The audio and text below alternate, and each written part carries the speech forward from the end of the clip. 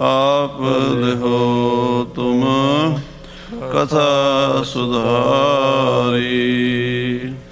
सतनाम श्री वाहिगुरु साहिब जी। दोए घटी लग बैठे रहे, इत्यादिक सुन अर बहु कहे। धीरज दीन चरण छुटकावत, नह छोरत पुन पुन उर लावत। वाहिगुरु जी का खालसा वाहिगुरु जी की फतेह। महाराज सच्चे पातशाह जी की साजी नवाजी साध संगत जी सतगुਰਾਂ ਦੀ पावन हजूरी च बैठ के ਸੋਦਾ ਰਹਿ ਰਾਜ ਸਾਹਿਬ ਜੀ ਦੇ ਪਾਠ ਤੇ ਆਰਤੀ ਆਰਤੇ ਦੇ ਕੀਰਤਨ ਸਰਵਣ ਕੀਤੇ ਹਨ। ਆਪਣੀਆਂ ਮਨ ਬਿਰਤੀਆਂ ਨੂੰ ਛੇਵੇਂ ਪਾਤਸ਼ਾਹ ਮਹਾਰਾਜ ਗੁਰੂ ਹਰਗੋਬਿੰਦ ਸਾਹਿਬ ਜੀ ਦੇ ਚਰਨਾਂ 'ਚ ਜੋੜੀਏ। ਪੰਜ ਪਿਆਲੇ ਪੰਜ ਪੀਰ ਛਟਮ ਪੀਰ ਬੈਠਾ ਗੁਰ ਭਾਰੀ। ਅਰਜਨ ਕਾਇਆ ਪਲਟ ਕੇ ਮੂਰਤ ਹਰਗੋਬਿੰਦ ਸਵਾਰੀ। ਛੇਵੇਂ ਪਾਤਸ਼ਾਹ ਸ੍ਰੀ ਗੋਇੰਦਵਾਲ ਸਾਹਿਬ ਤੋਂ ਚੱਲ ਕੇ ਸ਼ਾਮ ਦੇ ਸਮੇਂ ਕਰਤਾਰਪੁਰ ਸਾਹਿਬ ਆ ਪਹੁੰਚੇ ਹਨ। ਕਰਤਾਰਪੁਰ ਕਰਤਾ ਬਸੈ ਸੰਤਨ ਕੇ ਪਾਸ। ਸ੍ਰੀ ਕਰਤਾਰਪੁਰ ਸਾਹਿਬ ਦੀ ਇਹ ਪਾਵਨ ਧਰਤੀ ਪੰਚਮ ਪਾਤਸ਼ਾਹ ਨੇ ਜਲੰਧਰ ਦੇ ਕੋਲ ਆਬਾਦ ਕੀਤੀ ਹੈ। ਸਾਧ ਸੰਗਤ ਜੀ ਦੋ ਕਰਤਾਰਪੁਰ ਹਨ।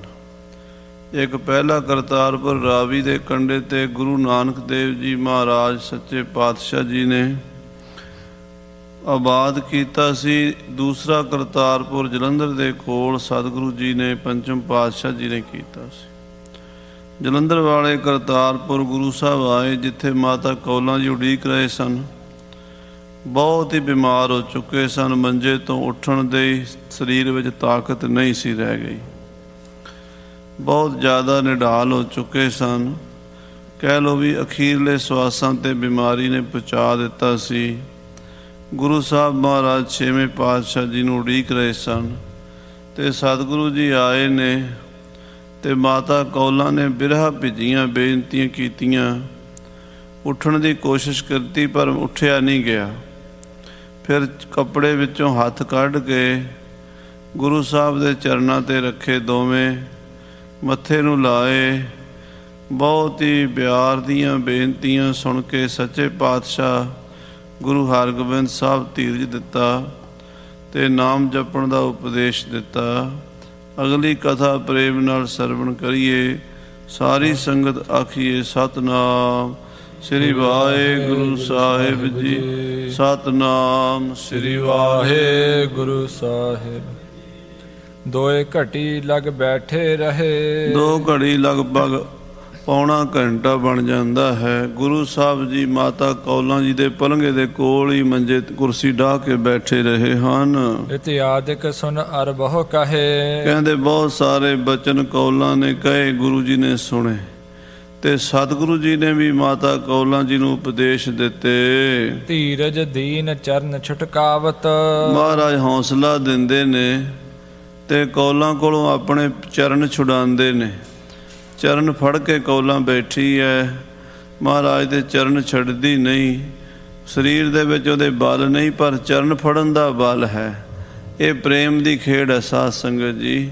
ਸਾਚ ਕਹੋ ਸੁਨ ਲਿਓ ਸਭੈ ਜਿਨ ਪ੍ਰੇਮ ਕੀਓ ਤਿਨ ਹੀ ਪ੍ਰਭ ਪਾਇਓ। ਪਰਮੇਸ਼ਰ ਪ੍ਰੇਮ ਦਾ ਭੁੱਖਾ, ਗੋਬਿੰਦ ਭਾਉ ਭਗਤ ਦਾ ਭੁੱਖਾ। ਪਾਤਸ਼ਾਹ ਦੇ ਚਰਨ ਫੜੇ ਨੇ ਤੇ ਮਹਾਰਾਜ ਕੌਲਾਂ ਕੋਲੋਂ ਆਪਣੇ ਚਰਨ ਛੁਡਾਉਂਦੇ ਨੇ। ਨਹਿ ਛੋਰਤ ਪੁਨ ਪੁਨ ਉਰ ਲਾਵਤ। ਮਾਤਾ ਕੌਲਾਂ ਮਹਾਰਾਜ ਦੇ ਚਰਨ ਛੱਡਦੀ ਨਹੀਂ ਤੇ ਬਾਰ-ਬਾਰ ਚਰਨਾਂ ਨੂੰ ਘੁੱਟ ਕੇ ਆਪਣੇ ਹਿਰਦੇ ਦੁਆਰਾ ਨਮਸਕਾਰ ਕਰ ਰਹੀ ਹੈ ਚਰਨਾਂ ਦੇ ਉੱਤੇ। ਇਹ ਸਤਿਗੁਰ ਤੁਮਰੇ ਪਗ ਪਿਆਰੇ। ਕਹਿੰਦੀ ਹੈ ਸੱਚੇ ਪਾਤਸ਼ਾਹ ਆਪ ਜੀ ਦੇ ਪਿਆਰੇ ਚਰਨ ਜੋ ਹਨ। ਨਹਿ ਤਿਆਗਨ ਚਿਤ ਚਹਿਤ ਹਮਾਰੇ। ਮੇਰਾ ਚਿੱਤ ਤਿਆਗਣਾ ਨਹੀਂ ਚਾਹੁੰਦਾ, ਇਹਨਾਂ ਚਰਨਾਂ ਤੋਂ ਵਿਛੜਨਾ ਨਹੀਂ ਚਾਹੁੰਦਾ ਮੇਰਾ ਜੀ। ਬਾਰ ਬਾਰ ਮੁਖ ਪਰ ਕੋ ਫੇਰਤ। ਮਾਤਾ ਕੌਲਾਂ ਮਹਾਰਾਜ ਦੇ ਚਰਨਾਂ ਤੇ ਹੱਥ ਫੇਰ ਕੇ ਮੂੰਹ ਤੇ ਫੇਰਦੀ ਹੈ, ਮੱਥੇ ਤੇ ਫੇਰਦੀ ਹੈ। ਤ੍ਰਿਪਤ ਨਾ ਹੋਤ ਰੂਪ ਗੁਰ ਹੇਰਤ। ਤੇ ਮਹਾਰਾਜ ਦਾ ਰੂਪ ਵੇਖ ਵੇਖ ਕੇ ਰੱਜਦੀ ਨਹੀਂ। ਸਤਿਗੁਰੂ ਦੇ ਸੁੰਦਰ ਸਰੂਪ ਤੋਂ ਬਲਿਹਾਰ ਜਾਂਦੀ ਹੈ। ਆਸਵਾਸਨ ਦੀਰਘ ਤਬ ਕੀਨੋ, ਮਹਾਰਾਜ ਨੇ ਬਹੁਤ ਵੱਡਾ ਆਸਵਾਸਨ ਦਿੱਤਾ, ਹੌਸਲਾ ਦਿੱਤਾ।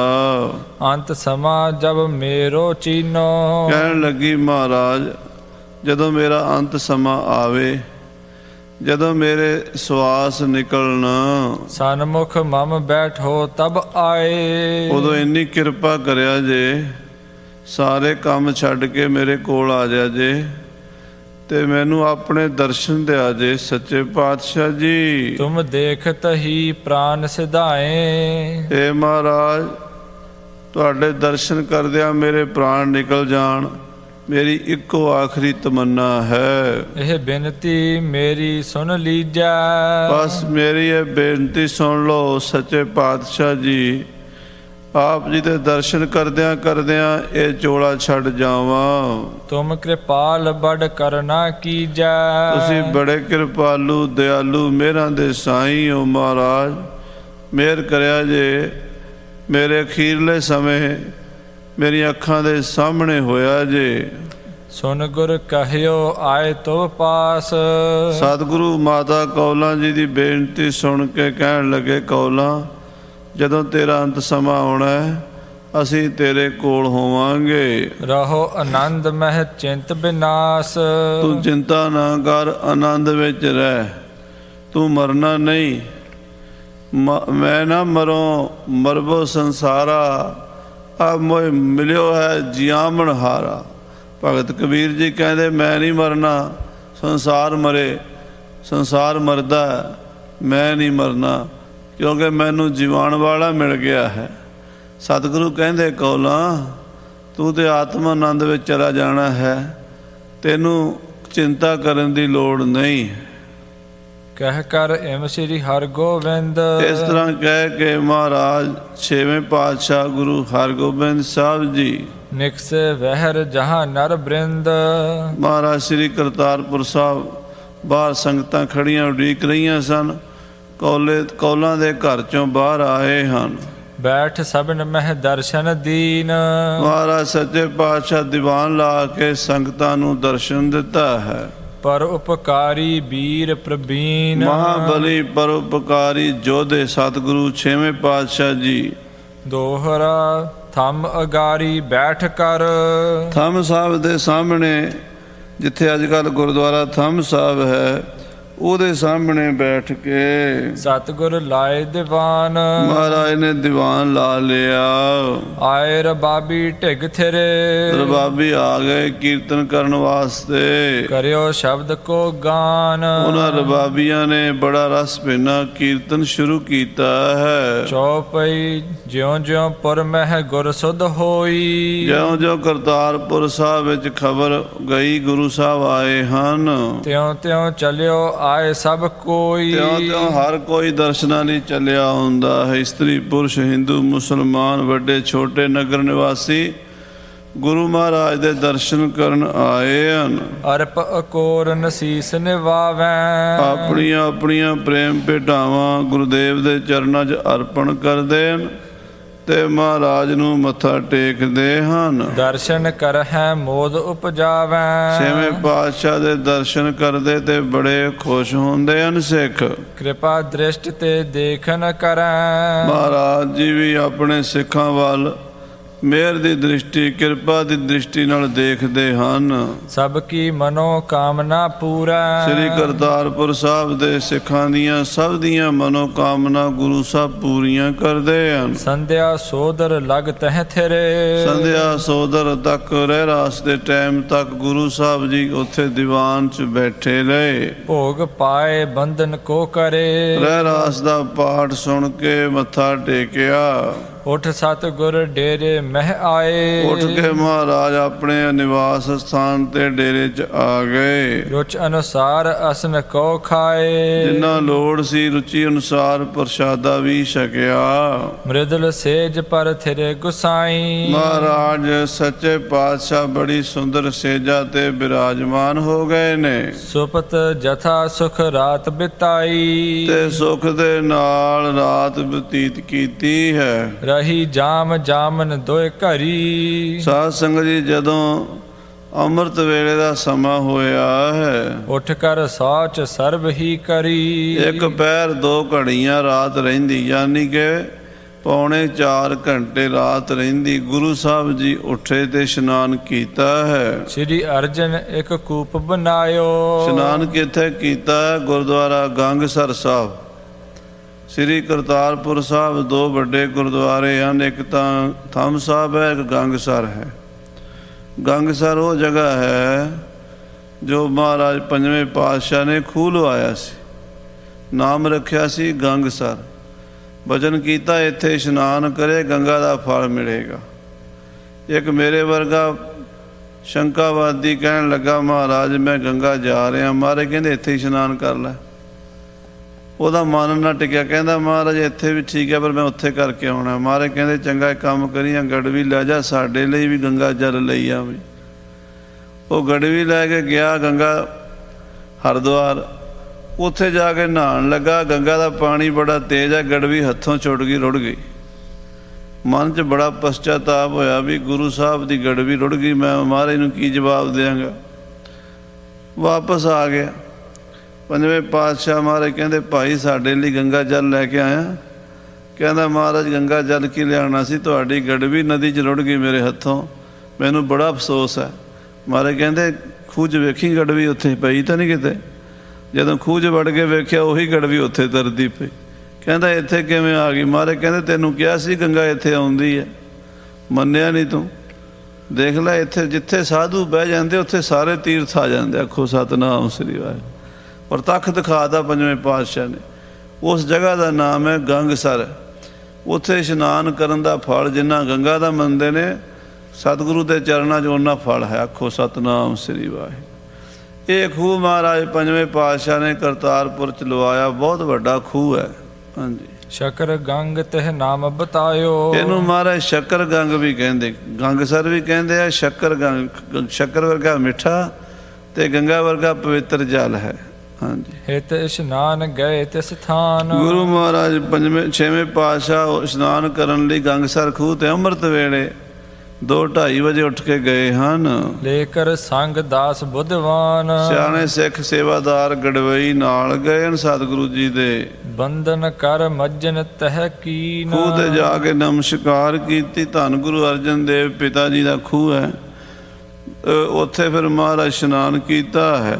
ਬੈਠੇ ਧਰ ਕੇ ਧਿਆਨ ਪ੍ਰਬੀਨ।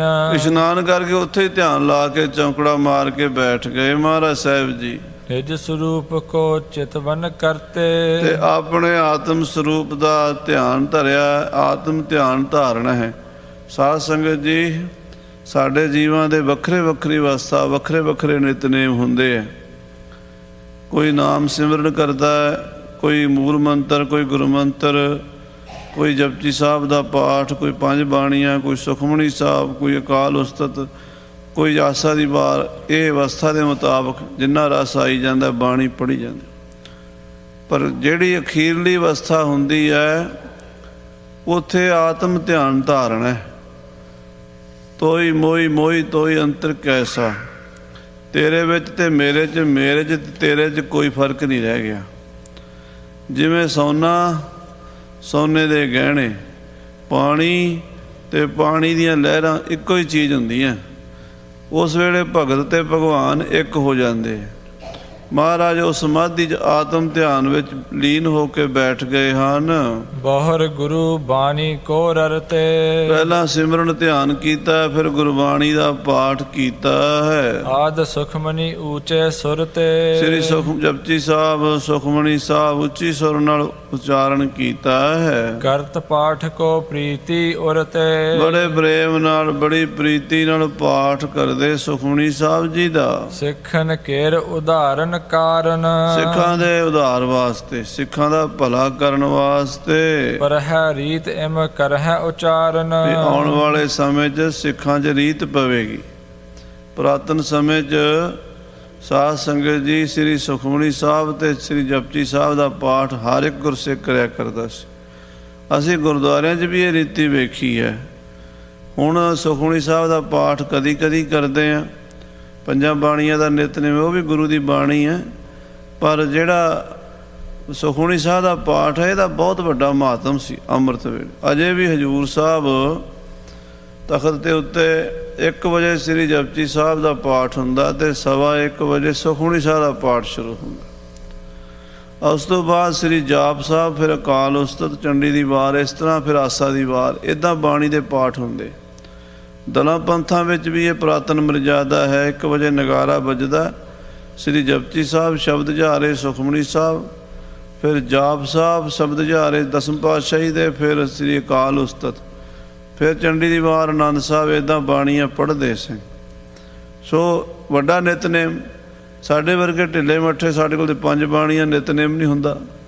ਸੋ ਬਾਣੀ ਜਿੰਨੀ ਪੜ੍ਹੋ ਉਨੀ ਚੜ੍ਹਦੀ ਕਲਾ ਹੁੰਦੀ ਹੈ। ਬਾਣੀ ਨਾਲ ਹੀ ਸਿੱਖ ਬਣਦਾ। ਮਹਾਰਾਜ ਬਾਣੀ ਪੜ੍ਹਦੇ, ਉੱਚੀ ਸੁਰ ਨਾਲ ਸੁਖਮਨੀ ਸਾਹਿਬ ਦਾ ਪਾਠ ਕਰਦੇ, ਸਿੱਖ ਸੁਣਦੇ। ਸਿੱਖਨ ਕੇਰ ਉਦਾਹਰਨ ਕਾਰਨ। ਮਹਾਰਾਜ ਆਪਣੇ ਸਿੱਖਾਂ ਦਾ ਉਧਾਰ ਕਰਨ ਲਈ, ਸਿੱਖਾਂ ਦਾ ਭਲਾ ਕਰਨ ਲਈ ਉਹਨਾਂ ਨੂੰ ਜਾਚ ਸਿਖਾਉਂਦੇ, ਇਵੇਂ ਬਾਣੀ ਪੜ੍ਹੀ ਦੀ ਹੈ। ਹਾਂਜੀ। ਪਰ ਹੈ ਰੀਤ ਇਮ ਕਰ ਹੈ ਉਚਾਰਨ। ਵੀ ਉਹ ਚੰਗੀਆਂ ਰੀਤਾਂ ਪਾ ਰਹੇ ਆ ਮਹਾਰਾਜ। ਜੋ ਜੋ ਗੱਲ ਸਿੱਖਾਂ ਨੂੰ ਅੱਜ ਸਾਡੇ ਕੋਲ ਨੇ ਨਾ, ਇਹ ਗੁਰੂਆਂ ਦੀਆਂ ਚਲਾਈਆਂ ਹੋਈਆਂ। ਅੱਜ ਕੱਲ੍ਹ ਦੇ ਸਿੱਖ ਗੁਰੂਆਂ ਦੀਆਂ ਚਲਾਈਆਂ ਰੀਤਾਂ ਬੰਦ ਕਰਕੇ ਆਪਣੀਆਂ ਚਲਾਉਣ ਲੱਗ ਪਏ, ਜਿਨ੍ਹਾਂ ਦਾ ਨਾ ਸਿਰ ਨਾ ਪੈਰ, ਨਾ ਕੋਈ ਉਹਦਾ ਕੋਈ ਗੱਲ ਬਣਦੀ ਹੈ, ਨਾ ਕੋਈ ਉਹਦੇ। ਕਿਉਂ? ਸਿਆਣਾ ਬੰਦਾ ਸਿਆਣੀ ਗੱਲ ਕਰੇਗਾ, ਨਿਆਣਾ ਬੰਦਾ ਨਿਆਣੀ ਕਰੇਗਾ। ਉਹ ਅਵਤਾਰ ਸਨ ਪਰਮੇਸ਼ਰ ਦੇ ਰੂਪ। ਉਹਨਾਂ ਨੇ ਜਿਹੜੀਆਂ ਰੀਤਾਂ ਦਸੀਆਂ ਸਾਨੂੰ, ਅੰਮ੍ਰਿਤ ਵੇਲੇ ਉੱਠੋ, ਇਸ਼ਨਾਨ ਕਰੋ, ਬਾਣੀ ਪੜ੍ਹੋ, ਫਿਰ ਨਾਮ ਜਪੋ, ਨਿਤਨੇਮ ਕਿਰਤ ਬਿਰਤ ਕਰੋ, ਸ਼ਾਮ ਨੂੰ ਰਹਿਰਾਸ ਦਾ ਪਾਠ ਕਰੋ, ਸੌਣ ਲੱਗਿਆ ਕੀਰਤਨ ਸੋਹਿਲਾ ਪੜ੍ਹੋ, ਤੁਰਦੇ ਫਿਰਦੇ ਬਾਣੀ ਪੜ੍ਹੀ ਜਾਓ, ਨਾਮ ਜਪੀ ਜਾਓ। ਇਹ ਗੁਰੂ ਸਾਹਿਬ ਦਾ ਪਹਿਲਾ ਸਭ ਤੋਂ ਵੱਡਾ ਜਿਹੜਾ ਅਸੂਲ ਹੈ ਨਾ, ਇਹ ਹੈ। ਬਾਕੀ ਦੂਜਾ ਪੱਖ ਹੈ ਸੇਵਾ ਦਾ। ਲੰਗਰ ਬਣਾਓ, ਵਰਤਾਓ, ਛਕਾਓ, ਇਹ ਦੂਜੀ ਮਹਾਨਤਾ ਇਹਦੀ। ਇਹ ਦੋਵੇਂ ਚੀਜ਼ਾਂ ਬਰਾਬਰ ਚੱਲਦੀਆਂ, ਲੰਗਰ ਦੀ ਸੇਵਾ ਅਤੇ ਨਾਮ ਸਿਮਰਨ ਦੀ ਕਮਾਈ। ਹਾਂਜੀ। ਤਹ ਬੈਠੇ ਪ੍ਰਾਤੀ ਹੋਏ ਗਈ। ਮਹਾਰਾਜ ਉੱਥੇ ਬੈਠੇ ਗੰਗਸਰ ਖੂਹ 'ਤੇ, ਸਵੇਰ ਅੰਮ੍ਰਿਤ ਵੇਲੇ ਦੇ 2:30-3 ਵਜੇ ਦੇ ਬਾਣੀ ਪੜ੍ਹੀ ਗਏ, ਦਿਨ ਚੜ੍ਹਨ ਵਾਲਾ ਹੋ ਗਿਆ। ਹਾਂਜੀ। ਦਸਹੋਂ ਦਿਸ਼ ਪ੍ਰਕਾਸ਼ ਜੁਤ ਭਈ। ਲਗਭਗ 7 ਵਜੇ 6 ਵਜੇ, ਗਰਮੀ ਦੇ ਦਿਨ ਸਨ, ਇਸ ਕਰਕੇ ਛੇਤੀ ਸੂਰਜ ਚੜ੍ਹ ਗਿਆ। ਸਾਰੇ ਪਾਸੇ 10 ਦਿਸ਼ਾਂ 'ਚ ਪ੍ਰਕਾਸ਼ ਹੋ ਗਿਆ। ਆਏ ਰਬਾਬੀ ਚੌਂਕੀ ਕੀਨ। ਰਬਾਬੀ ਆ ਗਏ। ਰਬਾਬੀ ਕੀਰਤਨ ਕਰਨ ਵਾਲਿਆਂ ਨੂੰ ਕਹਿੰਦੇ, ਅੱਜ ਕੱਲ੍ਹ ਰਾਗੀ ਕਹਿੰਦੇ, ਪਹਿਲਾਂ ਰਬਾਬੀ ਕਹਿੰਦੇ। ਰਬਾਬ ਨਾਲ ਜੋ ਕੀਰਤਨ ਕਰਦੇ ਸੀ ਪਹਿਲਾਂ, ਰਬਾਬੀਆਂ ਨੇ ਚੌਂਕੀ ਸ਼ਬਦ ਦੀ ਕੀਤੀ ਹੈ। ਗਾਏ ਬਿਲਾਵਲ ਰਾਗ ਪ੍ਰਬੀਨ। ਬਿਲਾਵਲ ਦੀ ਚੌਂਕੀ, ਜਿਹੜੀ ਬਿਲਾਵਲ ਦਿਨ ਚੜ੍ਹੇ ਗਾਇਆ ਜਾਂਦਾ, ਖੁਸ਼ੀ ਦਾ ਰਾਗ ਹੈ, ਉਹ ਬਿਲਾਵਲ ਦੀ ਸਾਧ ਸੰਗਤ ਦੀ ਚੌਂਕੀ ਲਾਈ ਹੈ। ਕਿਤਕ ਦੇਰ ਲਓ ਲਗਿਓ ਦੀਵਾਨ। ਕੁਝ ਦੇਰ ਮਹਾਰਾਜ ਦਾ ਦੀਵਾਨ ਲੱਗਾ ਰਿਹਾ, ਘੰਟਾ 1.5 ਘੰਟਾ ਗੁਰੂ ਜੀ ਬਾਣੀ ਦਾ ਕੀਰਤਨ ਸੁਣਦੇ ਰਹੇ। ਪਰਿਓ ਸ਼ਬਦ ਕੋ ਭੋਗ ਸੋ ਜਾਨ। ਜਦੋਂ ਸ਼ਬਦ ਦਾ ਭੋਗ ਪਿਆ, ਆਏ ਲਾਂਗਰੀ ਥਿਰਿਓ ਅਗਾਰੇ। ਲਾਂਗਰੀ ਆ ਗਿਆ। ਲਾਂਗਰੀ ਆ ਕੇ ਹੱਥ ਜੋੜ ਕੇ ਖੜ ਗਿਆ। ਮਹਾਰਾਜ ਹੈ ਤਿਆਰ ਆਹਾਰੇ। ਲਾਂਗਰੀ ਨੇ ਬੇਨਤੀ ਕੀਤੀ, ਮਹਾਰਾਜ ਲੰਗਰ ਤਿਆਰ ਹੈ। ਕਹਿਓ ਆਨ ਆਨ ਸੋ ਤਤ ਛਿਨ ਖਾਇਓ। ਮਹਾਰਾਜ ਕਹਿੰਦੇ ਭਾਈ ਇੱਥੇ ਹੀ ਲੈ ਆ। ਉਹਨੇ ਗੁਰੂ ਕੇ ਲਾਂਗਰੀ ਨੇ ਥਾਲ ਪਰੋਸਿਆ, ਮਰਿਆਦਾ ਮੁਤਾਬਕ ਮਹਾਰਾਜ ਦੇ ਹੱਥ ਧੁਆਏ, ਉੱਥੇ ਹੀ ਚੌਂਕੀ ਲਿਆ ਕੇ ਸਤਿਗੁਰਾਂ ਦੇ ਅੱਗੇ ਪ੍ਰਸ਼ਾਦਾ ਰੱਖ ਦਿੱਤਾ ਤੇ ਮਹਾਰਾਜ ਨੇ ਉਸੇ ਵੇਲੇ ਲੰਗਰ ਛਕ ਲਿਆ। ਇਤਨੇ ਮਹਿ ਇੱਕ ਸਿੱਖ ਚਲ ਆਇਓ। ਇੰਨੇ ਨੂੰ ਇੱਕ ਸਿੱਖ ਸਾਧ ਸੰਗਤ ਜੀ ਗੁਰੂ ਸਾਹਿਬ ਦੇ ਚਰਨਾਂ 'ਚ, ਜੇ ਲੰਗਰ ਛਕ ਕੇ ਹਟੇ ਹੀ ਸੀ, ਹੱਥ ਹੀ ਧੋ ਰਹੇ ਸੀਗੇ, ਕਿ ਇੱਕ ਸੇਵਾ ਦਾ ਇੱਕ ਸਿੱਖ ਆ ਗਿਆ ਪਿੰਡਾਂ 'ਚੋਂ। ਹਾਂਜੀ। ਸੁਣਿਆ ਹੈ ਗੁਰੂ ਗਰੀਬ ਨਿਵਾਜ। ਉਹ ਸ੍ਰੀ ਕਰਤਾਰਪੁਰ ਸਾਹਿਬ ਦੇ ਨੇੜੇ ਦਾ ਇੱਕ ਸਿੱਖ ਸੀਗਾ। ਉਹਨੇ ਆ ਕੇ ਮਹਾਰਾਜ ਨੂੰ ਬੇਨਤੀ ਕੀਤੀ, ਸੰਤ ਧੇਨ ਰਛਿਆ ਤੁਮ ਕਾਜ। ਮਹਾਰਾਜ ਤੁਸੀਂ ਗਊ ਗਰੀਬ ਦੇ ਰਾਖੇ ਹੋ, ਸੰਤਾਂ ਨਿਮਾਣਿਆਂ ਭਗਤਾਂ ਦੇ ਰਾਖੇ ਹੋ। ਇਸ ਥਲ ਤੇ ਕੇਹਰ ਇੱਕ ਨੇਰੇ। ਮਹਾਰਾਜ ਜਿੱਥੇ ਤੁਸੀਂ ਬੈਠੇ ਹੋ, ਇੱਥੇ ਲਾਗੇ ਜੰਗਲ 'ਚ ਇੱਕ ਸ਼ੇਰ ਨਿਕਲ ਆਇਆ ਹੈ। ਮਾਰਤ ਹੈ ਨਿਤ ਜੀਵ ਕਨੇਰੇ। ਉਹ ਬੜਾ ਨੁਕਸਾਨ ਕਰ ਰਿਹਾ। ਸਾਡੀਆਂ ਮੱਝਾਂ ਗਾਵਾਂ ਖੜੀਆਂ ਹੁੰਦੀਆਂ, ਆ ਕੇ ਮਾਰ ਦਿੰਦਾ। ਭੇਡ ਬੱਕਰੀ ਚੱਕ ਕੇ ਲੈ ਜਾਂਦਾ। ਕੋਈ ਬੰਦਾ ਕਾਬੂ ਆ ਜਾਏ, ਉਹਨੂੰ ਵੀ ਢਾਹ ਲੈਂਦਾ। ਮਹਾਰਾਜ ਬੜਾ ਖਤਰਨਾਕ ਸ਼ੇਰ ਸਾਡੇ ਇਲਾਕੇ 'ਚ ਕਰਤਾਰਪੁਰ ਦੇ 'ਚ ਆ ਗਿਆ। ਮਹਿਖੀ ਗਊ ਸਮੂਹ ਨਿਕੇਤ। ਸਾਡੇ ਮੱਝਾਂ ਗਊਆਂ, ਸਾਡਾ ਜੋ ਮਾਲ ਡੰਗਰ ਹੈ, ਗਇਓ ਪ੍ਰਾਤ ਮੈਂ ਚਾਰਨ ਹੇਤ। ਮਹਾਰਾਜ ਮੈਂ ਅੱਜ ਦੀ ਗੱਲ ਅੱਜ ਹੀ ਹੁਣੇ ਹੀ ਸਵੇਰੇ ਸਵੇਰੇ ਡੰਗਰ ਲੈ ਕੇ ਨਿਕਲਿਆ ਘਰੋਂ। ਗੋ ਧਨ ਵਿਖੈ ਆਨ ਸੋ ਪਰਿਓ। ਮਹਾਰਾਜ ਉਹ ਤੇ ਮੇਰੇ ਚੋਣੇ 'ਚ ਆ ਕੇ ਪੈ ਗਿਆ, ਮੇਰੇ ਪਸ਼ੂਆਂ ਦੇ ਵੱਗ 'ਚ ਸ਼ੇਰ ਆ ਗਿਆ। ਮਾਰ ਕਿਤਕ ਕੋ ਘਾਇਲ ਕਰਿਓ। ਉਹਨੇ ਮੇਰੀਆਂ ਕਈ ਗਊਆਂ ਮੱਝਾਂ ਮਾਰ ਦਿੱਤੀਆਂ, ਜ਼ਖਮੀ ਕਰ ਦਿੱਤੀਆਂ ਕਈ। ਮੈਂ ਤੱਕ ਸ਼ਰਨ ਆਪ ਕੀ ਆਇਓ। ਮਹਾਰਾਜ ਬੜਾ ਖਤਰਨਾਕ ਸ਼ੇਰ ਹੈ ਉਹ, ਮਹਾਰਾਜ ਬਹੁਤ ਨੁਕਸਾਨ ਕਰ ਰਿਹਾ ਹੈ ਤੇ ਮੇਰੇ ਡੰਗਰ ਮਾਰਤੇ। ਮਹਾਰਾਜ ਮੈਂ ਹੁਣ ਤੁਹਾਡੀ ਸ਼ਰਨ ਆਇਆ, ਮੈਨੂੰ ਬਚਾਓ। ਨਿਰਭੈ ਕਰਹੁ ਦੇਹੁ ਤਰਾਸ ਮਿਟਾਇਓ। ਮਹਾਰਾਜ ਸ਼ੇਰ ਦੀ ਦਹਿਸ਼ਤ ਬੜੀ ਪਈ ਹੋਈ ਹੈ, ਲੋਕ ਜੰਗਲ 'ਚ ਡਰਦੇ ਮਾਰੇ ਬਾਹਰ ਨਹੀਂ ਨਿਕਲਦੇ। ਹੁਣ ਤਾਂ ਸਾਧ ਸੰਗਤ ਜੀ ਜੰਗਲ ਕੋਈ ਨਹੀਂ, ਆਪਣੇ ਇਲਾਕੇ 'ਚ ਸ਼ੇਰ ਚੀਤਾ ਕੋਈ ਆਉਂਦਾ ਨਹੀਂ ਹੈ। ਪਿੱਛੇ ਜੀ ਇੱਕ ਤੁਸੀਂ ਦੇਖੀ ਹੋਣੀ ਫੋਟੋ, ਉਹ ਮੂਵੀ ਬਣਾਈ ਸੀ, ਉਹ ਇੰਨਾ ਭਿਆਨਕ ਸਾਰੇ ਪਿੰਡਾਂ ਨੂੰ ਅੱਗੇ ਲਾਈ ਫਿਰਦਾ ਉਸ ਦੁਨੀਆ ਉਹਦੇ ਅੱਗੇ ਅੱਗੇ ਤੇ ਉਹ ਪਿੱਛੇ ਪਿੱਛੇ ਪੈਂਦਾ, ਪਾੜ ਪਾੜ ਸੁੱਟਦਾ।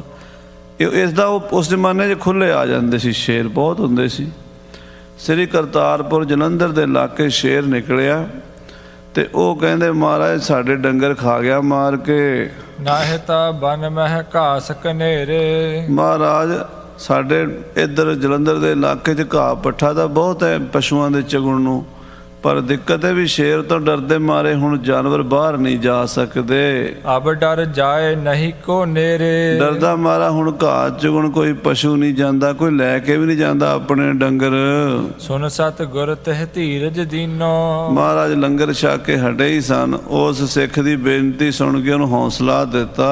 ਦਾਸ ਸੰਗ ਐਸੇ ਬਚ ਕੀਨੋ। ਤੇ ਆਪਣੀ ਫੌਜ ਨੂੰ ਕਹਿਣ ਲੱਗੇ ਤੂਰਨ ਆਨ ਤੁਰੰਗ ਹਮਾਰਾ। ਸੇਵਾਦਾਰ ਨੂੰ ਕਹਿੰਦੇ ਵੀ ਸਾਡਾ ਘੋੜਾ ਕੱਸ ਕੇ ਹੁਣੇ ਲਿਆ। ਛੇਵੇਂ ਪਾਤਸ਼ਾਹ ਕਹਿੰਦੇ ਹੁਣੇ ਹੀ ਸਾਡਾ ਘੋੜਾ ਲਿਆ। ਹਾਂਜੀ, ਸੁਨਤ ਹੁਕਮ ਕੋ ਜ਼ੀਨ ਸੁਧਾਰਾ। ਹੁਕਮ ਸੁਣਦਿਆਂ ਸਾਰ ਸੇਵਾਦਾਰ ਨੇ ਮਹਾਰਾਜ ਦਾ ਘੋੜਾ ਕਾਠੀ ਪਾ ਕੇ ਕੱਸ ਦਿੱਤਾ। ਪੈਂਦਾ ਵਿਦਿਆ ਆਦ ਜੈ ਸੂਰ। ਪੈਂਦੇ ਖਾਨ ਭਾਈ ਬਿਧੀ ਚੰਦ ਵਰਗੇ ਸੂਰਮੇ ਤਿਆਰ ਤੁਰਤ ਲਖ ਚੜੇ ਹਜੂਰ। ਮਹਾਰਾਜ ਦੇ ਘੋੜੇ ਦੇ ਨਾਲ ਹੀ ਆਪਣੇ ਘੋੜੇ ਕੱਸ ਕੇ ਫਟਾਫਟ ਪੈਂਦੇ ਖਾਂ ਵੀ ਤਿਆਰ ਹੋ ਗਿਆ ਤੇ ਭਾਈ ਬਿਧੀ ਚੰਦ ਜੀ ਤੇ ਹੋਰ ਸੂਰਮੇ ਤਿਆਰ ਹੋ ਗਏ। ਹੈ ਕੋ ਹੇਰ ਜੋ ਹੋਇ ਹੋ ਤਿਆਰ। ਜਦੋਂ ਮਹਾਰਾਜ ਦਾ ਘੋੜਾ ਤਿਆਰ ਹੁੰਦਾ ਵੇਖਿਆ, ਬਾਕੀਆਂ ਨੇ ਵੀ ਆਪਣੇ ਘੋੜੇ ਤਿਆਰ ਕਰ ਲਏ। ਸਤਿਗੁਰ ਭਏ ਤੁਰਤ ਅਸਵਾਰ। ਤੇ ਗੁਰੂ ਸਾਹਿਬ ਦੇਰੀ ਨਹੀਂ ਲਾਈ, ਫਿਰ ਬਿਜਲੀ ਵਾਲਾ ਕੰਮ ਕਰਦੇ, ਫੁਰਤੀ ਇੰਨੀ ਦਿਖਾਈ। ਫੌਜੀ ਟ੍ਰੇਨਿੰਗ ਜਿਹੜੀ ਹੁੰਦੀ ਸਾਧ ਸੰਗਤ ਜੀ, ਇਹ ਦਲਾਂ ਪੰਥਾਂ 'ਚ ਅਜੇ ਵੀ ਦਿੱਤੀ ਜਾਂਦੀ ਵੀ ਛੋਟਾ ਮੋਟਾ ਕੰਮ ਹੋਵੇ ਤੇ ਘੰਟਾ ਬੰਦਾ ਤਿਆਰੀ ਕਰਦਾ ਰਹੇ। ਅੱਜ ਕੱਲ੍ਹ ਤੇ ਸਾਡੇ ਕੋਲ ਪੱਗ ਹੀ ਨਹੀਂ ਵੱਜਦੀ, ਦਸਤਾਰ ਹੀ ਨਹੀਂ ਸਜਦੀ ਘੰਟੇ 'ਚ। ਤੇ ਜੰਗੀ ਤਿਆਰੀ ਹੋਵੇ ਤੇ ਫਿਰ ਅੱਖ ਦੇ ਫੁਲਕਾਰੇ 'ਚ ਹੁੰਦੀ ਹੈ ਫਟਾਫਟ। ਮਹਾਰਾਜ ਮਿੰਟ ਲਾਇਆ, ਘੋੜੇ ਦੇ ਤਿਆਰ ਵੀ ਹੋ ਗਏ, ਸਵਾਰ ਵੀ ਹੋ ਗਏ ਉਸੇ ਵੇਲੇ ਹੀ। ਹਾਂਜੀ, ਸੰਗ ਸੁਭਟ 100 ਚੜ ਚਾਲੇ। ਮਹਾਰਾਜ ਦੇ ਸਿੰਘ ਵੀ ਬੜੇ ਫੁਰਤੀਲੇ। ਮਹਾਰਾਜ ਦਾ ਘੋੜਾ ਕਸੀਂਦਾ ਵੇਖਿਆ, ਉਹਨਾਂ ਨੇ ਉਸ ਤੋਂ ਪਹਿਲਾਂ ਕੱਸ ਲਏ। ਫਟਾਫਟ ਤਿਆਰ ਬਰ ਤਿਆਰ ਕਮਰ ਕਸੇ ਕੀਤੇ, ਢਾਲਾਂ ਤਲਵਾਰਾਂ ਬਰਛੇ ਬੰਦੂਕਾਂ ਲਈਆਂ।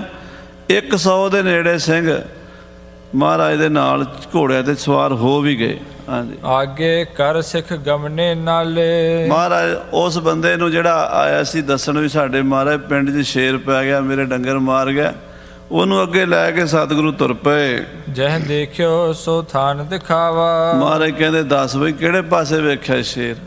ਜਿਹੜੇ ਪਿੰਡਾਂ 'ਚ ਸ਼ੇਰ ਸੀਗਾ ਉਧਰ ਲੈ ਗਏ। ਹਾਂਜੀ, ਜਾਏ ਪ੍ਰਵੇਸ਼ੇ ਬਨ ਕੇ ਥਾਵਾ। ਮਹਾਰਾਜ ਉਸ ਜੰਗਲ 'ਚ ਜਾ ਵੜੇ ਜਿੱਥੇ ਸ਼ੇਰ ਲੁਕਿਆ ਹੋਇਆ ਸੀ। ਕਾਨਨ ਗਾਡੋ ਬਹੁਤ ਬਿਲੋਕਾ। ਬੜਾ ਸੰਘਣਾ ਜੰਗਲ ਵੇਖਿਆ ਜਾ ਕੇ, ਜਹਾਂ ਗਮਨ ਹੈ ਕੋ ਮਗ ਰੋਕਾ। ਜਿੱਥੇ ਘੋੜੇ ਦਾ ਜਾਣਾ ਵੀ ਔਖਾ ਸੀਗਾ। ਕਈ ਇਹੋ ਜਿਹੀਆਂ ਝਾੜੀਆਂ ਹੁੰਦੀਆਂ, ਘੋੜਾ ਸਾਫ ਥਾਂ ਤੇ ਚੰਗੀ ਦਾ ਚਲੋ ਸਰ। ਜਦੋਂ ਕਿਤੇ ਖੇਤਾਂ 'ਚ ਜਾਂ ਕਿਤੇ ਜੰਗਲ 'ਚ ਕਾਨਿਆਂ ਕੁੰਨਿਆਂ ਵਿੱਚ ਫਿਰ ਘੋੜੇ ਨੂੰ ਬੜੀ ਔਖਿਆਈ ਹੁੰਦੀ। ਘੋੜੇ ਤੇ ਜਾਣ ਦਾ ਰਸਤਾ ਨਹੀਂ ਜਿੱਥੇ। ਤੇ ਸਿੱਖ ਨੇ ਸੋ ਥਾਨ ਬਤਾਇਓ। ਇਹੋ ਜਿਹਾ ਸੰਘਣਾ ਜੰਗਲ ਸੀਗਾ, ਉੱਥੇ ਸੀ ਸ਼ੇਰ ਲੁਕਿਆ ਹੋਇਆ। ਤੇ ਉਹ ਸਿੱਖ ਨੇ ਆਖਿਆ ਮਹਾਰਾਜ ਇਸ ਪਾਸੇ ਰਹਿੰਦਾ।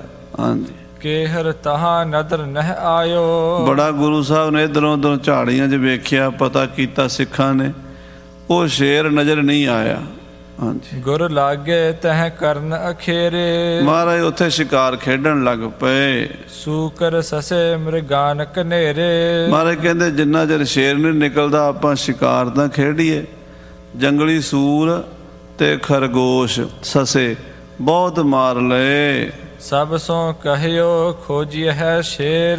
ਨਾਲ ਕਹਿਤਾ ਵੀ ਸ਼ੇਰ ਨੂੰ ਵੀ ਲੱਭੋ, ਆਪਾਂ ਇੱਥੇ ਹੀ ਉਹਨੂੰ ਅੱਜ ਮਾਰ ਕੇ ਉਹਦਾ ਸ਼ਿਕਾਰ ਕਰਕੇ ਜਾਣਾ। ਇਤ ਉਤ ਫਿਰ ਕਰ ਲੀਜ ਹੈ ਹੇਰ। ਸਿੱਖਾਂ ਨੂੰ ਕਿਹਾ ਵੀ ਇੱਧਰ ਉੱਧਰ ਫਿਰੋ, ਮੀਲ 2 ਮੀਲ ਇੱਧਰ ਨੇੜੇ ਤੇੜੇ ਕਿਤੇ ਛੁਪਿਆ ਹੋਵੇਗਾ। ਆ ਮਿਖ ਖਾਏ ਤ੍ਰਿਪਤ ਹੋਏ ਪਰਿਓ। ਕਿਉਂਕਿ ਸ਼ੇਰ ਦੀ ਇੱਕ ਆਦਤ ਹੈ, ਮਾਸ ਖਾ ਕੇ ਨਾ ਰੱਜ ਕੇ ਫਿਰ ਸੌਂ ਜਾਂਦਾ, ਫਿਰ ਪੈ ਜਾਂਦਾ ਠੰਡੀ ਜਿਹੀ ਥਾਂ ਤੇ। ਫਿਰ ਜਦੋਂ ਭੁੱਖ ਲੱਗਦੀ ਹੈ ਉਦੋਂ ਕਿਤੇ ਨਿਕਲਦਾ, ਦੂਜੇ ਚੌਥੇ ਦਿਨ ਖਾ ਵੀ ਰੱਜ ਕੇ ਲੈਂਦਾ ਤੇ ਫਿਰ ਉਹਨੂੰ ਹਜਮ ਕਰਦਾ ਰਹਿੰਦਾ ਅੰਦਰ। ਮਹਾਰਾਜ ਕਹਿੰਦੇ ਕਿਤੇ ਰੱਜ ਕੇ ਪਿਆ ਹੋਣਾ। ਨਹਿ ਗਮਨਿਓ ਕਿਤ ਉਦਰ ਜੇ ਭਰਿਓ। ਇਹ ਕਿਤੇ ਹੋਰ ਗਿਆ ਵੀ ਨਹੀਂ ਹੋਣਾ, ਕਿਉਂਕਿ ਇਹਦੀ ਇੱਕ ਸ਼ੇਰ ਦੀ ਇਹ ਵੀ ਆਦਤ ਹੈ, ਢਿੱਡ ਭਰ ਜੇ ਨਾ ਫਿਰ ਨਹੀਂ ਕਿਤੇ ਜਾਂਦਾ। ਪਰ ਖਾ ਪੀ ਲੈ ਹੁਣ ਆਰਾਮ ਨਾਲ, ਡਰਦਾ ਤਾਂ ਹੈ ਨਹੀਂ ਕਿਸੇ ਤੋਂ, ਡਰ ਤਾਂ ਉਹਨੂੰ ਹੁੰਦਾ ਨਹੀਂ ਤੇ ਬੇਫਿਕਰ ਹੁੰਦਾ। ਜਿੱਥੇ ਖਾ ਲਿਆ ਉੱਥੇ ਲਾ ਲਿਆ ਮੋਰਚਾ, ਝਾੜੀ 'ਚ ਬਹਿ ਕੇ ਪੈ ਗਿਆ ਛਾਵੇਂ, ਕਿਤੇ ਸੁੱਤਾ ਹੋਣਾ। ਸੁਪਤ ਹੋਏ ਕਿਸ ਝਾਰ ਮੁਝਾਰ। ਮਹਾਰਾਜ ਸਿੱਖਾਂ ਨੂੰ ਕਹਿੰਦੇ ਵੀ ਕਿਸੇ ਝਾੜ 'ਚ ਰੱਜ ਕੇ ਮੀਟ ਖਾ ਕੇ ਮਾਸ ਖਾ ਕੇ ਸੁੱਤਾ ਹੋਵੇਗਾ ਸ਼ੇਰ। ਕਰੋ ਤਫੰਗਨ ਕੋ ਕੜਕਾਰ। ਤੁਸੀਂ ਗੋਲੀਆਂ ਚਲਾਓਗੇ ਨਾ, ਜਦੋਂ ਕੜਕਾਰ ਕਰੋਗੇ ਗੋਲੀ ਚੱਲੇਗੀ, ਉਹ ਉਹਨੂੰ ਜਾਗ ਆਏਗੀ।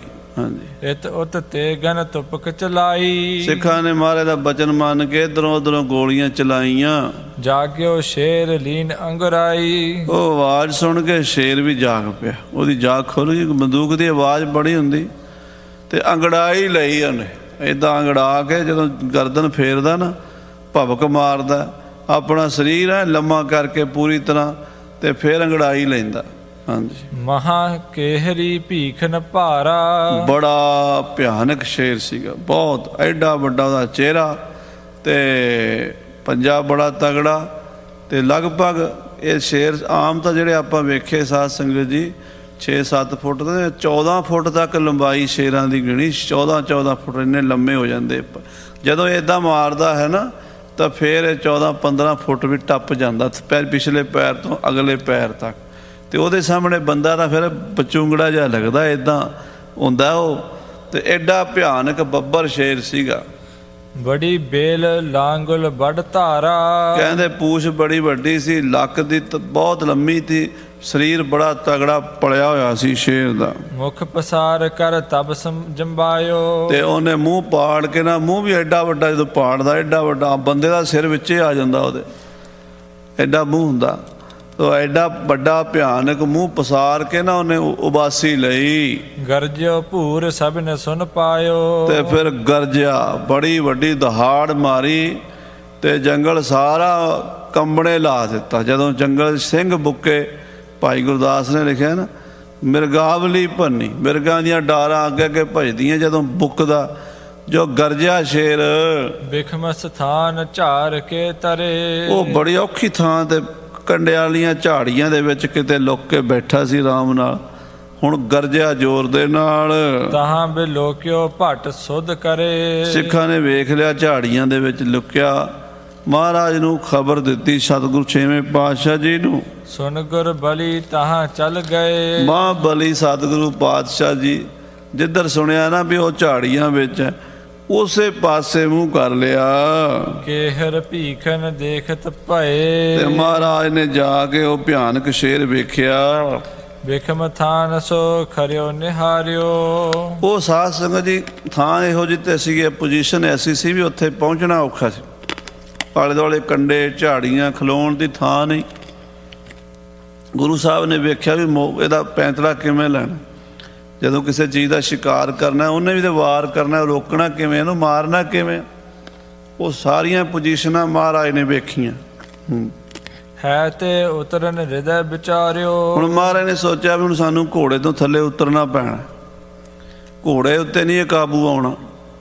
ਮਹਾਰਾਜ ਘੋੜੇ ਤੋਂ ਥੱਲੇ ਉਤਰੇ। ਨਹੀਂ ਤੁਰੰਗ ਸੰਗ ਇਸ ਮਾਰੈ। ਘੋੜੇ ਦੇ ਨਾਲ ਇਹਨੂੰ ਮਾਰਨਾ ਨਹੀਂ, ਕਿਉਂਕਿ ਵਾਰ ਵੀ ਨਹੀਂ ਹੋਣਾ ਤੇ ਇਹਦਾ ਵਾਰ ਰੋਕਿਆ ਵੀ ਨਹੀਂ ਜਾਣਾ। ਉਹ ਸਤਿਗੁਰੂ ਜੀ ਫਿਰ ਘੋੜੇ ਤੋਂ ਥੱਲੇ ਉਤਰੇ। ਖੜਗ ਸਿਪਰ ਗਹਿ ਸਮੁਖ ਸੰਘਾਰੈ। ਮਹਾਰਾਜ ਨੇ ਮਨ 'ਚ ਫੈਸਲਾ ਕੀਤਾ ਵੀ ਇਹਨੂੰ ਗੋਲੀ ਵੀ ਨਹੀਂ ਮਾਰਨੀ, ਇਹਨੂੰ ਢਾਲ ਤਲਵਾਰ ਨਾਲ ਹੀ ਝਟਕਾਂਗੇ। ਨਹੀਂ ਤੋ ਰੰਗ ਚ ਲਾਵਨ ਥਾਨ। ਘੋੜਾ ਤੁਰਨ ਦੀ ਥਾਂ ਵੀ ਨਹੀਂ, ਘੋੜੇ ਦੇ ਪੈਰ ਇੱਧਰ ਕਰੀਏ ਤਾਂ ਵੀ ਝਾੜੀਆਂ, ਇੱਧਰ ਕਰੇ ਤਾਂ ਵੀ ਝਾੜੀਆਂ। ਜੇ ਮੈਦਾਨ ਹੁੰਦਾ ਨਾ ਘੋੜਾ ਪੈਂਤੜਾ ਲੈ ਲੈਂਦਾ, ਤੇ ਜੇ ਘੋੜੇ ਕੋਲ ਅੱਗੇ ਪਿੱਛੇ ਹੋਣ ਨੂੰ ਥਾਂ ਹੀ ਕੋਈ ਨਹੀਂ, ਘੋੜਾ ਕਿਵੇਂ ਪੈਂਤੜਾ ਲਵੇਗਾ। ਕੰਟਕ ਜੁਤ ਤਰ ਖਰੇ ਮਹਾਨ। ਆਲੇ ਦੁਆਲੇ ਕੰਡਿਆਂ ਵਾਲੀਆਂ ਝਾੜੀਆਂ ਸਨ, ਉਹ ਘੋੜੇ ਨੂੰ ਕੰਡੇ ਲੱਗਦੇ ਆ, ਪਸ਼ੂ ਨੂੰ ਤਕਲੀਫ ਹੁੰਦੀ ਹੈ, ਉਹ ਅੱਗੇ ਪਿੱਛੇ ਹੋ ਨਹੀਂ ਸਕਦਾ। ਇਹ ਸਾਰੀਆਂ ਗੱਲਾਂ ਮਹਾਰਾਜ ਵਿਚਾਰਦੇ ਛੇਵੇਂ ਪਾਤਸ਼ਾਹ। ਦੀਰਘ ਦਾੜੈ ਦਾਰਨ ਤੁੰਡ। ਤੇ ਸਾਧ ਸੰਗਤ ਜੀ ਐਡਾ ਵੱਡਾ ਬੜਾ ਭਿਆਨਕ ਉਹਦਾ ਮੂੰਹ, ਤੇ ਵੱਡੀਆਂ ਵੱਡੀਆਂ ਦਾੜਾਂ ਦੂਰੋਂ ਦਿਸਦੀਆਂ ਜਦੋਂ ਜੰਬਾਈ ਲੈਂਦਾ ਹੈ। ਪੱਗ ਕੇ ਨਖ ਤੀਖੇ ਸੋ ਪ੍ਰਚੰਡ। ਤੇ ਅਗਲੇ ਪੰਜਿਆਂ ਦੇ ਨੋਹ ਜਿਹੜੇ ਨੇ ਬੜੇ ਤਿੱਖੇ ਬੜੇ ਭਿਆਨਕ ਹੁੰਦੇ ਆ। ਜਦੋਂ ਇਦਾਂ ਮਾਰਦਾ ਨਾ ਕਿਸੇ ਚੀਜ਼ ਨੂੰ, ਤੇ ਇੰਨੇ ਨੇ ਨੋਹ ਜਿਹੜੇ ਅੰਦਰ ਖੁੱਭ ਜਾਂਦੇ ਆ, ਤੇ ਪੱਟ ਕੇ ਲੈ ਆਉਂਦਾ ਤੇ ਬੰਦੇ ਦਾ ਇੱਥੇ ਮਾਰਦਾ। ਆ ਪੁੜਪੜੀਆਂ ਦੇ ਵਿੱਚ ਇੱਕਦਮ ਇੰਨੇ ਨੇ ਨੋਹ ਖੁਭੋ ਦੇਣੇ ਪਾੜ, ਉਸੇ ਵੇਲੇ ਬੰਦਾ ਖਤਮ ਹੋ ਜਾਂਦਾ। ਤੇ ਦੂਜਾ ਚੁਸਕਾ ਇੱਥੋਂ ਖੂਨ ਦਾ ਮਾਰਦਾ, ਸਾਰਾ ਅੰਦਰਲਾ ਮਾਰ ਇੱਕਦਮ ਹੀ ਖਿੱਚ ਕੇ ਤੇ ਬੰਦੇ ਨੂੰ ਉੱਥੇ ਖਤਮ ਕਰ ਦਿੰਦਾ। ਐਸਾ ਭਿਆਨਕ ਬੱਬਰ ਸ਼ੇਰ ਹੈ। ਭੀਖਨ ਸਦਾ ਉਠਾਏ ਟੌਰ। ਔਰ ਆਪਣੀ ਜਿਹੜੀ ਪੂਛ ਉਹ ਉੱਪਰ ਖੜੀ ਕੀਤੀ ਉਹਨੇ, ਤੇ ਪੂਛ ਹਿਲਾਈ ਹੈ। ਹਾਂਜੀ, ਦੇਤ ਤਰਾਸ ਜਨ ਭਖੀਅਤ ਦੌਰ। ਤੇ ਆਡੇ ਐਡੇ ਕੇਸ ਉਹਦੇ ਦਾੜੀ ਕੇਸ ਜਿਹੜੇ ਨੇ ਬੜੇ ਵੱਡੇ ਹੁੰਦੇ ਸ਼ੇਰ ਦੇ, ਉੱਪਰ ਵੀ ਸਿਰ ਤੋਂ ਲੈ ਕੇ ਇਦਾਂ ਦਾੜਾ ਸਾਰਾ ਬੜਾ ਭਿਆਨਕ ਹੁੰਦਾ। ਉਹਦੇ ਨਾਲ ਜਦੋਂ ਉਹਨੇ ਇਦਾਂ ਕੀਤਾ, ਦਿਖਾਇਆ ਆਪਣਾ ਜਲਵਾ, ਬੜੇ ਪਖਾਰ ਗਾਤ ਪਰ ਪਰੇ। ਕਹਿੰਦੇ ਉਹਦੇ ਸਰੀਰ ਦੇ ਉੱਤੇ ਬੜੀਆਂ ਚਿੱਤਰ ਲੰਮੀਆਂ ਲੰਮੀਆਂ ਧਾਰੀਆਂ ਪਈਆਂ ਹਨ। ਮਨ ਹੋ ਗਿਰ ਪਰ ਇਹ ਸਮਸਰੇ। ਏਦਾਂ ਲੱਗਦਾ ਜਿਵੇਂ ਪਹਾੜ ਤੇ ਸੱਪ ਫਿਰਦੇ ਹੋਣ। ਜਿਵੇਂ ਪਹਾੜ ਤੇ ਕਵੀਰਾਜ ਭਾਈ ਸੰਤੋਖ ਸਿੰਘ ਜੀ ਵੀ ਉਪਮਾ ਦੇਣ ਲੱਗੇ, ਪਤਾ ਨਹੀਂ ਕਿੱਥੋਂ ਉਪਮਾ ਲੈ ਆਉਂਦੇ ਲੱਭ ਕੇ। ਕਹਿੰਦੇ ਜਿਵੇਂ ਪਹਾੜ ਤੇ ਇੱਧਰ ਉੱਧਰ ਸੱਪ ਨਹੀਂ ਫਿਰਦੇ, ਕਹਿੰਦੇ ਇਉਂ ਉਹਦੇ ਸ਼ੇਰ ਦਾ ਪਹਾੜ ਵਰਗਾ ਸਰੀਰ ਹੈ, ਤੇ ਉਹਦੇ ਉੱਤੇ ਕਾਲੀਆਂ ਕਾਲੀਆਂ ਧਾਰੀਆਂ ਮਾਨੋ ਸੱਪ ਫਿਰਦੇ ਹੋਣ। ਹਾਂਜੀ, ਸ਼ਰੋਣਤ ਰੰਗੀ ਆਂਖ ਮਨੋ ਹੈ। ਤੇ ਅੱਖਾਂ ਉਹਦੀਆਂ ਖੂਨ ਨਾਲ ਲਾਲ ਨੇ, ਉਹਦੀਆਂ ਅੱਖਾਂ 'ਚ ਲਹੂ ਉਤਰਿਆ ਹੋਇਆ। ਹਾਂਜੀ, ਉਧਰ ਬਿਸਤ ਜਿਹੇ ਮ੍ਰਿਦਲ ਘਨੋ ਹੈ। ਸਾਰਾ ਉਹਦਾ ਅਗਲਾ ਪਾਸਾ ਮਜ਼ਬੂਤ ਹੈ, ਪੇਟ ਲੱਕ ਪਤਲੀ ਹੈ, ਤੇ ਚਿੱਟੇ ਰੰਗ ਦਾ ਹੀ ਉਹਦੀ ਆਭਾ ਹੈ, ਚਿੱਟਾ ਸ਼ੇਰ ਹੈ। ਹਾਂਜੀ, ਗੁਰੂ ਉਤਰ ਆ ਗਿਆ ਹੋਏ ਖਰੇ। ਮਹਾਰਾਜ ਘੋੜੇ ਤੋਂ ਉਤਰ ਪਏ ਛੇਵੇਂ ਪਾਤਸ਼ਾਹ, ਤੇ ਉਹਦੇ ਸਾਹਮਣੇ ਜਾ ਖਲੋਤੇ ਹਨ। ਸਿਪਰ ਬਾਮ ਕਰ ਦਿੜ ਤਬ ਧਰੇ। ਖੱਬੇ ਹੱਥ ਵਿੱਚ ਢਾਲ ਹੈ, ਜਿਹਦਾ 25 ਸੇਰ ਫੁੱਲਾਂ ਦਾ ਹੀ ਭਾਰ ਹੈ। ਇਹੋ ਜਿਹੀ ਢਾਲ ਸੀ, ਜਿਹੜੇ ਫੁੱਲ ਨਹੀਂ ਹੁੰਦੇ ਢਾਲ ਦੇ ਉੱਤੇ, ਕਿਤੇ ਕਈਆਂ ਦੇ 4 ਹੁੰਦੇ, ਕਈਆਂ ਦੇ 5 ਹੁੰਦੇ। ਉਹ 25 ਸੇਰ ਤੇ ਉਹਨਾਂ ਦੇ ਫੁੱਲਾਂ ਦਾ ਭਾਰ ਸੀਗਾ। ਐਡੀ ਜੰਗੀ ਢਾਲ ਸੀ ਮਹਾਰਾਜ ਕੋਲ। ਤੇ ਸੱਜੇ ਹੱਥ ਵਿੱਚ ਤਲਵਾਰ ਲੈ ਲਈ ਹੈ। ਲਲਕਾਰਿਓ ਗੀਦੀ ਕਿਉਂ ਖਰਿਓ। ਤੇ ਮਹਾਰਾਜ ਬੱਬਰ ਸ਼ੇਰ ਤਰ੍ਹਾਂ ਹੀ ਫਿਰ ਗਰਜ ਕੇ ਕਹਿਣ ਲੱਗੇ, ਓ ਗੀਦੀ ਬਾਹਰ ਨਿਕਲ, ਕਹਿੰਦੇ ਕਿਵੇਂ ਖੜਾ, ਕਰ ਹਮਲਾ ਸਾਡੇ ਉੱਤੇ। ਹਾਂਜੀ, ਕਹਿ ਇਮ ਪਾਏ ਰੋਪ ਬੋ ਕਰਿਓ। ਏਦਾਂ ਕਹਿ ਕੇ ਮਹਾਰਾਜ ਨੇ ਆਪਣਾ ਸਰੀਰ ਪੈਂਤੜੇ ਤੇ ਕਰ ਲਿਆ, ਜਿਵੇਂ ਖੱਬਾ ਪੈਰ ਅੱਗੇ ਕਰ ਲਿਆ, ਸੱਜਾ ਪੈਰ ਪਿੱਛੇ ਕਰ ਲਿਆ, ਢਾਲ ਨੂੰ ਅੱਗੇ ਕਰ ਲਿਆ। ਸੁਨਤ ਨਿਕਟ ਪਿਖ ਵੱਡ ਪਵਕਾਰਿਓ। ਜਦੋਂ ਮਹਾਰਾਜ ਦੀ ਗਰਜਨਾ ਸੁਣੀ, ਤੇ ਫਿਰ ਬੱਬਰ ਸ਼ੇਰ ਬੜੀ ਭਿਆਨਕ ਆਵਾਜ਼ 'ਚ ਗਰਜਿਆ। ਖਰੇ ਜੋ ਭੱਟ ਹੈ ਗਨ ਡਰ ਧਾਰਿਓ। ਜਿੰਨੇ ਵੀ ਸਿੱਖਾਂ ਦੇ ਘੋੜੇ ਸੀ ਨਾ ਸਾਧ ਸੰਗਤ ਜੀ, ਉਹਨਾਂ ਦੇ ਡਰ ਦੇ ਨਾਲ ਨਾ ਉੱਥੇ ਹੀ ਲਦੈੜਾ ਤੇ ਗੜ ਹੋ ਗਿਆ। ਇੰਨਾ ਉਹਦਾ ਪਹਿਰਾ ਹੋਇਆ, ਇੰਨਾ ਜ਼ਿਆਦਾ ਅਸਰ ਪਿਆ। ਪਸ਼ੂ ਡਰ ਜਾਂਦੇ ਨਾ, ਸਾਰੇ ਡਰ ਗਏ। ਹਾਂਜੀ, ਭਾਜੇ ਆਪ ਕੋ ਗਏ। ਘੋੜੇ ਅਗਾ ਪਿਛਾਂ ਦੌੜਨ ਲੱਗ ਪਏ, ਪਿਛਾਂ ਹਟ ਗਏ। ਮੂਤਰ ਪੁਰੀਖ ਤਜਤ ਕੋ ਭਏ। ਵਿੱਚ ਹੀ ਸ਼ਰਲਾ ਛੁੱਟ ਗਿਆ, ਵਿੱਚ ਹੀ ਲਦੈੜਾ ਉਹ ਹੋ ਗਿਆ ਹਾਲ ਘੋੜਿਆਂ ਦਾ। ਇੱਕ ਹੈ ਬਾਹਰ ਫਾਂਦ ਕਰ ਆਇਓ। ਤੇ ਇਧਰੋਂ ਗਰਜ ਕੇ ਆਇਆ, ਫਿਰ ਇੱਕੋ ਵਾਰ ਬਿਜਲੀ ਦੀ ਸਪੀਡ ਦੇ ਨਾਲ, ਬਿਜਲੀ ਦਾ ਜਿਵੇਂ ਬਟਨ ਦਬੀਏ ਨਾ ਇੱਥੇ, ਤੇ ਉੱਥੇ ਜਾ ਕੇ ਬਲਬ 1 ਮਿੰਟ ਜਗ ਜਾਂਦਾ। ਇੰਨਾ ਕੁ ਟਾਈਮ ਲਾਂਦਾ ਸ਼ੇਰ ਛਾਲ ਮਾਰਦਾ ਜਦੋਂ। ਹਾਂਜੀ, ਤੁੰਡ ਪ੍ਰਚੰਡ ਪਸਾਰਤ ਧਾਇਓ। ਐਡਾ ਵੱਡਾ ਮੂੰਹ ਪਾੜ ਕੇ ਆਇਆ ਜਿਵੇਂ ਖਾ ਜਾਵਾਂਗਾ ਮੈਂ ਗੁਰੂ ਸਾਹਿਬ ਨੂੰ। ਹਾਂਜੀ, ਦੂਰ ਦੂਰ ਥਿਰ ਭਿਖਹਿ ਤਮਾਸ਼ਾ। ਸਿੱਖ ਦੂਰ ਦੂਰ ਖੜੇ ਤਮਾਸ਼ਾ ਦੇਖ ਰਹੇ ਜੰਗ ਦਾ। ਹਾਂਜੀ, ਕੇਚਿਤ ਬਾਜ ਹੋਤ ਹੈ ਪਾਸਾ। ਤੇ ਘੋੜੇ ਜਿਹੜੇ ਪਿਛਾਂ ਪਿਛਾਂ ਹਟੀ ਜਾਂਦੇ, ਘੋੜੇ ਡਰ ਗਏ ਨੇ ਗਰਜਨਾ ਸੁਣ ਕੇ। ਨਿਜ ਬਲ ਅਖਿਲ ਕਰੇ ਮੁਖ ਬਾਏ। ਤੇ ਉਹ ਸ਼ੇਰ ਆਪਣਾ ਪੂਰਾ ਬਲ ਲਾ ਕੇ ਮੂੰਹ ਪਾੜ ਕੇ ਚਰਨ ਸਨਖ ਜੁਗ ਉਰਦ ਉਠਾਏ। ਆ ਦੋਵੇਂ ਅਗਲੇ ਹੱਥ ਉਹ ਚੁੱਕ ਕੇ ਉਪਰ ਪਰਿਓ ਆਨ ਕਰ ਐਸੇ। ਅਗਲੇ ਪੰਜੇ ਚੁੱਕ ਕੇ ਮਹਾਰਾਜ ਦੇ ਉੱਤੇ ਐਂ ਆ ਕੇ ਪੈ ਗਿਆ। ਤਰੈ ਦਬਾਏ ਉਠੈ ਨਹਿ ਜੈਸੇ। ਉਹਨੇ ਇੰਨਾ ਉੱਤੋਂ ਜ਼ੋਰ ਪਾਇਆ ਵੀ ਮੈਂ ਥੱਲੇ ਦਬਾ ਲਾਂਗਾ ਤੇ ਉੱਠਣ ਨਹੀਂ ਦਿਆਂਗਾ। ਆਮ ਬੰਦਾ ਤਾਂ ਕਿੱਥੇ ਖੜੇਗਾ। ਚੰਗੇ ਚੰਗੇ ਬੰਦੇ ਕਹਿੰਦੇ ਕਹਾਉਂਦੇ ਭਲਵਾਨਾਂ ਨੂੰ ਚਪੇੜ ਮਾਰ ਦਵੇ, ਸ਼ੇਰ ਉੱਠਣ ਥੋੜਾ ਦਿੰਦਾ। ਪੂਰੇ ਬਲ ਦੇ ਨਾਲ ਆਇਆ ਫਿਰ। ਹਾਂਜੀ, ਸਿਰ ਉਪਰ ਜਬ ਆਵਨ ਲਾਗਾ। ਜਦੋਂ ਮਹਾਰਾਜ ਦੇ ਉਹ ਸਿਰ ਦੇ ਉੱਤੇ ਆਉਣ ਲੱਗਾ ਸ਼ੇਰ, ਆੜ ਸਿਪਰ ਕੋ ਰੋਕਸ ਆਗਾ। ਮਹਾਰਾਜ ਸੱਜੇ ਪਾਤਸ਼ਾਹ ਗੁਰੂ ਹਰਗੋਬਿੰਦ ਸਾਹਿਬ ਢਾਲ ਦੇ ਨਾਲ ਉਹਦਾ ਪੰਜਾ, ਦੋਵੇਂ ਹੀ ਪੰਜੇ ਢਾਲ ਦੇ ਉੱਤੇ, ਉਹਦਾ ਚਿਹਰਾ ਢਾਲ ਦੇ ਉੱਤੇ ਰੋਕ ਲਿਆ। ਰਹਿਓ ਓਜ ਕਰ ਅਗਰ ਨਾ ਆਵਾ। ਕਹਿੰਦੇ ਉਹਨੇ ਪੂਰਾ ਜ਼ੋਰ ਮਾਰਿਆ ਤੇ ਮਹਾਰਾਜ ਬਾਂਹ ਦੇ ਨਾਲ ਉੱਥੇ ਹੀ ਜਾਮ ਕਰ ਦਿੱਤਾ। ਉਹ ਸ਼ੇਰ ਦਾ ਤਾਂ ਵੈਸੇ ਉੱਦਾਂ ਦਬਕਾ ਹੀ ਬੜਾ ਹੁੰਦਾ ਜੇ, ਪਰ ਜਦੋਂ ਉਹਦੇ ਸਾਹਮਣੇ ਤਾਕਤ ਬੰਦੇ ਦੀ ਕੀ ਕਰ ਸਕਦੀ ਹੈ, ਬੰਦਾ ਕਿੰਨਾ ਕੁ ਉਹਦੇ ਨਾਲ ਲੜ ਸਕਦਾ। ਪਰ ਗੁਰੂ ਹਰਗੋਬਿੰਦ ਸਾਹਿਬ ਪੰਜ ਪਿਆਲੇ ਪੰਜ ਪੀਰ ਛਟਮ ਪੀਰ ਬੈਠਾ ਗੁਰ ਭਾਰੀ ਅਰਜਨ ਕਾਇਆ ਪਲਟ ਕੇ ਮੂਰਤ ਹਰਗੋਬਿੰਦ ਸਵਾਰੀ। ਕਿੰਨੀ ਕੁ ਤਾਕਤ ਦੇ ਮਾਲਕ ਸਨ। ਸ਼ੇਰ ਜ਼ੋਰ ਲਾ ਰਿਹਾ, 1 ਇੰਚ ਵੀ ਅੱਗੇ ਨਹੀਂ ਜਾਣ ਦਿੱਤਾ ਮਹਾਰਾਜ ਨੇ। ਢਾਲ ਝੰਜੋਰਨ ਬਦਨ ਚਲਾਵਾ। ਮਹਾਰਾਜ ਨੇ ਢਾਲ ਦੇ ਨਾਲ ਹੀ ਉਹਦਾ ਚਿਹਰਾ ਜਿਹੜਾ ਸੀ ਨਾ, ਉਹਦਾ ਜਿੰਨਾ ਜ਼ੋਰ ਸੀ ਉਹਨੂੰ ਝੰਜੋੜ ਕੇ ਰੱਖ ਦਿੱਤਾ। ਤੇ ਛਿਨ ਗੁਰ ਸ਼ਮਸ਼ੇਰ ਨਿਕਾਸੀ। ਇਧਰੋਂ ਮਹਾਰਾਜ ਨੇ ਮਿਆਨ ਚੋਂ ਤੇਗ ਕੱਢ ਲਈ। ਤੀਖਨ ਭੀਖਨ ਚਲ ਚਪਲਾਸੀ। ਬਿਜਲੀ ਵਰਗੀ ਤਿੱਖੀ ਭਿਆਨਕ ਤੇਗ ਮਹਾਰਾਜ ਦੀ। ਰੁਪਿਓ ਪਾਏ ਦਿੜ ਥੰਬ ਸਮਾਨਾ। ਮਹਾਰਾਜ ਇਉਂ ਖੜੇ ਸੀ ਜਿਵੇਂ ਥੰਬ ਖੜਾ। ਆਪਣਾ ਨਾਂ ਦਾ ਮਹਾਰਾਜ ਨੇ ਚਰਨੋਂ ਖੱਬਾ ਅੱਗੇ ਕੀਤਾ, ਉਹ ਪਿੱਛੇ ਨਹੀਂ ਕੀਤਾ, ਫਿਰ ਉੱਥੇ ਹੀ ਖੜਾ ਸੀ। ਤੇ ਇੱਦਾਂ ਢਾਲ ਦੇ ਉੱਤੇ, ਨਹੀਂ ਤਾਂ ਧੱਕਾ ਮਾਰ ਕੇ ਸ਼ੇਰ ਪਤਾ ਨਹੀਂ ਕਿੱਥੇ ਸੁੱਟ ਦਿੰਦਾ। ਗੁਰੂ ਸਾਹਿਬ ਨੂੰ ਇੰਨਾ ਵੀ ਅੱਗੇ ਪਿੱਛੇ ਨਹੀਂ ਕਰ ਸਕਿਆ। ਨਹੀਂ ਥਾਨ ਤੇ ਚਲੇ ਸੁਜਾਨਾ। ਤੇ ਮਹਾਰਾਜ ਉਸ ਜਗ੍ਹਾ ਤੋਂ ਪਿੱਛੇ 1 ਇੰਚ ਵੀ ਪਿੱਛੇ ਨਹੀਂ ਹੋਏ। ਕੋਪ ਗੁਰੂ ਕੇ ਮੁਖ ਪਰ ਛਾਇਓ। ਹੁਣ ਮਹਾਰਾਜ ਵੀਰ ਰਸ ਵਿੱਚ ਆ ਗਏ, ਪੂਰੇ ਜੋਸ਼ ਵਿੱਚ ਆ ਗਏ। ਪ੍ਰਗਟੀ ਨਚਤ ਲਾਲ ਹੋਏ ਆਇਓ। ਤੇ ਆਹ ਭਰਵੱਟੇ ਮਹਾਰਾਜ ਦੇ ਚੜ ਗਏ ਤੇ ਨੇਤਰ ਲਾਲ ਸੁਰਖ ਹੋ ਗਏ 6ਵੇਂ ਪਾਤਸ਼ਾਹ ਦੇ। ਫਰਕਤ ਅਦਰ ਅਰਨ ਦ੍ਰਿਗ ਭਏ। ਤੇ ਮਹਾਰਾਜ ਦੇ ਬੁੱਲ ਫਰਕੇ ਤੇ ਮਹਾਰਾਜ ਪੂਰੇ ਜ਼ੋਰ ਦੇ ਨਾਲ ਸਿਬਰਤ ਘੇਲਾ ਪੂਰਬ ਦਏ। ਪਹਿਲਾਂ ਢਾਲ ਨਾਲ ਉਹਨੂੰ ਧੱਕਾ ਦਿੱਤਾ ਪੂਰਾ। ਹਾਂਜੀ, ਜੁਗ ਪਗ ਮੁਖ ਢਾਲੇ ਪਰ ਤੀਨ। ਕਿਉਂਕਿ ਉਹਦੇ ਦੋਵੇਂ ਪੈਰ ਤੇ ਉਹਦਾ ਮੂੰਹ ਢਾਲ ਦੇ ਉੱਤੇ ਸੀ, ਉਹਦਾ ਸਾਰਾ ਜ਼ੋਰ ਉੱਥੇ ਲੱਗ ਗਿਆ ਸੀਗਾ। ਹਾਂਜੀ, ਹਟ ਪੀਛੇ ਤਨ ਊਚੋ ਕੀਨ। ਤੇ ਜਦੋਂ ਪਿੱਛੇ ਹੋ ਕੇ ਉੱਚਾ ਹੋਣ ਲੱਗਾ, ਦਾਹਨ ਕਰ ਕੋ ਬਲ ਕਰ ਸਾਰਾ। ਮਹਾਰਾਜ ਨੇ ਸੱਜੇ ਹੱਥ ਦਾ ਵਾਰ ਭਰ ਕੇ ਮਾਰਿਆ। ਖੜਗ ਪੁਲਾਦੀ ਗੁਰੂ ਪ੍ਰਹਾਰਾ। ਫੌਲਾਦ ਦੀ ਤੇਗ ਸੀ ਮਹਾਰਾਜ ਦੇ ਕੋਲ, ਸਰੋਈ ਫੌਲਾਦ ਦੀ ਤੇਗ ਇਹੋ ਜਿਹੀ ਤਿੱਖੀ ਵੀ ਉੱਤੇ ਤਾਂ ਕੀੜੀ ਵੀ ਨਹੀਂ ਤੁਰ ਸਕਦੀ। ਮਹਾਰਾਜ ਨੇ ਭਰਵਾਂ ਵਾਰ ਛੰਡ ਕੇ ਮਾਰਿਆ। ਕੱਟ ਤੇ ਕੱਟ ਕਰ ਦੋ ਦਰ ਭਰਿਓ। ਆ ਜਿਹੜੀ ਲੱਕ ਵਾਲੀ ਥਾਂ, ਪਿਛਲੀਆਂ ਲੱਤਾਂ ਤੋਂ ਅਗਲਾ ਹਿੱਸਾ, ਮਹਾਰਾਜ ਨੇ ਪੇਟ ਦੇ ਕੋਲੋਂ ਦੀ ਤਲਵਾਰ ਪਾਰ ਲੰਘਾ ਦਿੱਤੀ। ਥੱਲੇ ਵਾਲਾ ਹਿੱਸਾ ਵੱਖਰਾ ਕਰਤਾ, ਉੱਪਰਲਾ ਵੱਖਰਾ ਕਰ ਦਿੱਤਾ। ਹਾਂਜੀ, ਸਤਿ ਸ੍ਰੀ ਅਕਾਲ।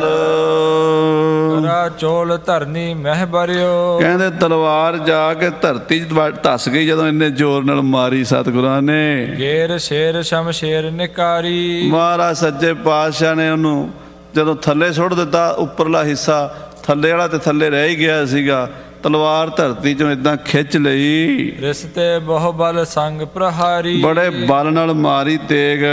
ਵਿਖ ਸਿੱਖਨ ਮਨ ਮਾਨ ਅਚੰਬਾ। ਸਿੱਖ ਅਚੰਭੇ ਰਹਿ ਗਏ, ਹੈਰਾਨ ਰਹਿ ਗਏ ਵੀ ਐਡਾ ਭਰਵਾਂ ਵਾਰ ਕਰਕੇ ਲੱਕ ਤੋਂ 2 ਕਰ ਦੇਣਾ ਕੋਈ ਖਾਲਾ ਜੀ ਦਾ ਬਾੜਾ ਨਹੀਂ, ਕੋਈ ਸੌਖਾ ਕੰਮ ਨਹੀਂ ਹੈ। ਸਾਧ ਸੰਗਤ ਜੀ ਜਿਹੜੇ ਚੰਗੇ ਕਹਿੰਦੇ ਕਹਾਉਂਦੇ ਆ ਨਾ, ਉਹਨਾਂ ਕੋਲੋਂ ਵੀ ਇਹ ਕੰਮ ਨਹੀਂ ਹੋ ਸਕਦਾ। ਗੁਰੂ ਸਾਹਿਬ ਮਹਾਰਾਜ ਨੇ ਇੱਕੋ ਵਾਰ ਦੇ ਨਾਲ, ਹਾਂਜੀ, ਕਟਿਓ ਬਿਟਪ ਜਿਮ ਕਾਟੈ ਰੰਬਾ। ਕਹਿੰਦੇ ਜਿਵੇਂ ਕੋਈ ਕੇਲੇ ਦਾ ਰੁੱਖ ਕੱਟ ਦਿੱਤਾ ਹੋਵੇ, ਇਉਂ ਕੱਟ ਸੁੱਟਿਆ। ਹਾਂਜੀ, ਗੁਰ ਕਰ ਤੇ ਮਰ ਸੁਰਗ ਪਧਾਰਾ। ਗੁਰੂ ਸਾਹਿਬ ਦੇ ਹੱਥੋਂ ਮਰ ਕੇ ਇਹ ਸ਼ੇਰ ਸਵਰਗਾਂ ਨੂੰ ਚਲਾ ਗਿਆ। ਹੈ ਪਰ ਆਪ ਭਏ ਅਸਵਾਰਾ। ਆਪ ਬਾਦਸ਼ਾਹ ਘੋੜੇ ਤੇ ਸਵਾਰ ਹੋਏ ਨੇ ਅਪਰ ਅਖੇਰ ਹੇਰ ਬਨ ਕਰੇ। ਤੇ ਹੋਰ ਸ਼ਿਕਾਰ ਖੇਡ ਕੇ ਜੰਗਲ ਦੇ ਵਿੱਚ ਸਿਮਰਤ ਕੌਲਾਂ ਲੱਖ ਕਰ ਮੁਰੇ। ਮਾਤਾ ਕੌਲਾਂ ਨੂੰ ਯਾਦ ਕਰ ਰਹੀ ਹੈ, ਉਹਦਾ ਅੰਤ ਸਮਾਂ ਨੇੜੇ ਆਇਆ। ਇਹ ਜਾਣ ਕੇ ਪਾਤਸ਼ਾਹ ਵਾਪਸ ਮੁੜੇ ਨੇ। ਕੱਲ ਨੂੰ ਆਪਾਂ ਸਰਵਣ ਕਰਾਂਗੇ। ਮਾਤਾ ਕੌਲਾਂ ਜੀ ਨੂੰ ਮਹਾਰਾਜ ਉਪਦੇਸ਼ ਬ੍ਰਹਮ ਗਿਆਨ ਦਾ ਦੇ ਕੇ ਭਵਸਾਗਰ ਤੋਂ ਪਾਰ ਲੰਘਾਣਗੇ। ਸੋ ਉਹ ਕੱਲ ਦੇ ਪ੍ਰਕਰਣਾਂ ਵਿੱਚ ਆਨੰਦ ਮਾਣਾਂਗੇ। ਸਮੇਂ ਦੇ ਨਿਹਾਜ ਨਾਲ ਸਮਾਪਤੀ ਹੈ। ਹੇ ਗੋਬਿੰਦ